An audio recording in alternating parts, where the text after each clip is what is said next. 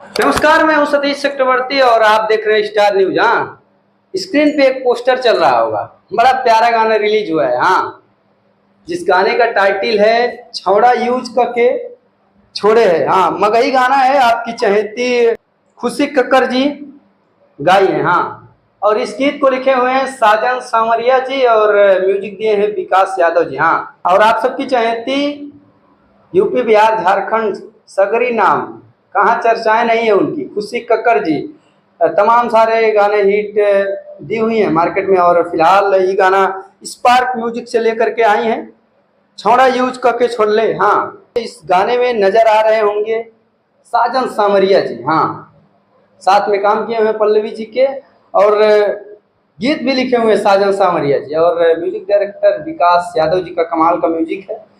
तो जाइए spark music से सुनिए और ढेर सारा प्यार आशीर्वाद दीजिए। हमें लगा हम आपको बताएं, क्योंकि यार अब खुशी कक्कर जी का गाना है, हम आपको ना बताएं, ऐसा हो सकता है। बाकी आप स्टार न्यूज को ढेर सारा प्यार आशीर्वाद दीजिए, क्योंकि ये हमारे सत्या भैया का चैनल है। किसी भी प्रकार का प्रमोशन वगैरह रहे तो हमें इस नंबर पे आप कॉल कर सकते हैं।